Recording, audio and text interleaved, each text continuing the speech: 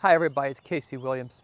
Well, I think Hyundai has some of the best designers in the business, and I think the recent Elantra compact sedan really proves that. Well, and taking that up one more level is the just released 2022 Tucson crossover. Let's go have a look at it. It's not easy to take a two-box crossover and make it look special, but Hyundai's designers have done just that. And it really starts with the front. This is one of my favorite features of the vehicle. You know, you think these are the headlamps. They aren't the headlamps. The LED headlamps are down below. But right here, here, and here are all the driving lamps. And at night, this just glows. It's just really, really pretty, really beautiful. I like this a lot. But it still has kind of a traditional Hyundai face to it, very recognizable. Come around the side, and the style of this vehicle could have gotten really out of control really quick with all the creases and the curves and everything. But it really works. Got 19-inch alloy wheels, so you've got big fenders to fill, and they've done that well. Like the cladding here to protect against rocks and logs off-road. But you got these beautiful creases that come here. You got another one that picks up right here, goes all the way around the back of the vehicle. But they've used these creases to really accentuate the fenders and just kind of tighten the design in different places. And it really just all worked together. Like I said, it could have just come off as just a bunch of lines and creases all over the place. But I think on this vehicle, it really, really works well. I even like the way they've kind of angled the lower cladding. Looks really good. This chrome piece here, I think also looks very, very nice. Just an expert job. Looks very upscale, looks very pretty. You come around the back, almost a little bit of a Mustang look with the way the tail lamps here. Of course, a Mustang would have three, but I like the way they look. They're just kind of set apart. Also got the brake lamps coming across. Power hatch. And moving inside, a pretty roomy luggage compartment. An actual spare tire, that comes in handy. Back seats fold down, plenty of space. Also have a power outlet over here on the other wall. And to put the back seats down, you just pull this lever and flip right down. Lots of convenience, lots of style, but I think it all works very well together. Well, no doubt Hyundai's designer did a great job on the exterior of the vehicle, but I think they really exceed expectations on the interior. Everything you touch and feel feels nice, it feels expensive, it feels upscale, and it just looks really modern, but yet it just has a sense that it's just easy to use and everything works well. And you're really just starting with the design of it. I like the flat screen instrument cluster.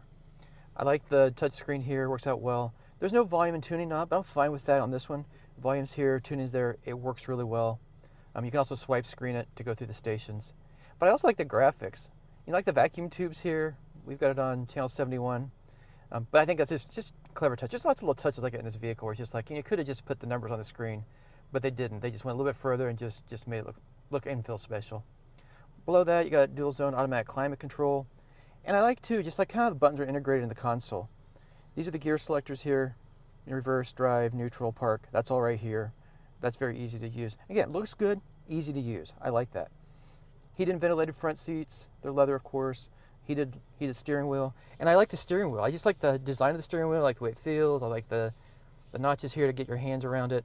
Again, looks good, works well. And that's kind of the theme of this vehicle. It's very stylish, but nothing is just overdone just for the sake of style. Like that. The drive mode selector, you can change it. So I've got it in regular mode, snow mode, smart. It's kind of the automatic mode. But I like when you put it in sport mode. It actually changes the gauges, gives you the red tint. Looks a little more aggressive. And then there's your normal mode. So very cool. You put it in different drive modes, it'll tighten the steering a little bit, sharpen the throttle responses just a little bit as well. But it just makes it a little more fun to drive.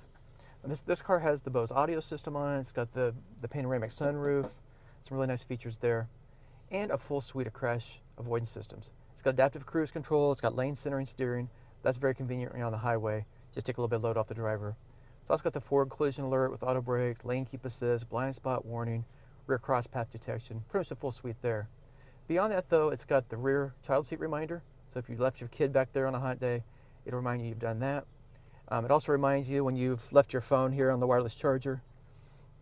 And the other thing it has is a safe exit warning. So it uses the blind spot sensors, but when you open up your door, if there's a car coming, it'll give you a warning for that as well.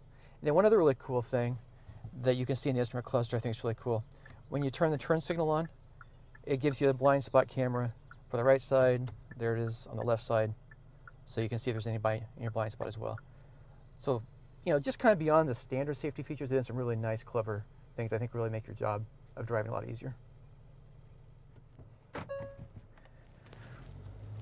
Well, Hyundai's powertrain and chassis engineers also did a really good job with this vehicle. It starts with the engine. It's a 2.5 liter four-cylinder, delivers 187 horsepower and 178 pound-feet of torque. Routes that to the all-wheel drive system through an 8-speed automatic transmission. So, a vehicle, it's compact crossover, 187 horsepower is plenty for a vehicle like this. Again, mating that with the all-wheel drive system, then the 8-speed automatic transmission kind of keeps you in the right gear ratio all the time. So the vehicle is very quiet, very smooth, very easy to drive. Fuel economy also is pretty good. Looking at 24 miles per gallon in the city, 29 miles per gallon on the highway. It'd be nice if it was a couple miles per gallon higher on the highway, but it's okay for a vehicle this size and power and also being all-wheel drive. But beyond that, driving it's very nice. Got a four-wheel independent suspension system. Steering feels tight. Feels a little more European than you would think a vehicle like this does. But it just handles nice. It's the right size vehicle, and everything just works really well. There's no doubt Hyundai's going to have another runaway success with the 2022 Tucson. It looks really distinct on the outside. The interior is beautiful. It functions really well, and also drives very nice. All in, just absolutely first-rate effort. So let's talk about price. You can buy a Tucson under $25,000 base price, which I think is pretty affordable for a vehicle like this.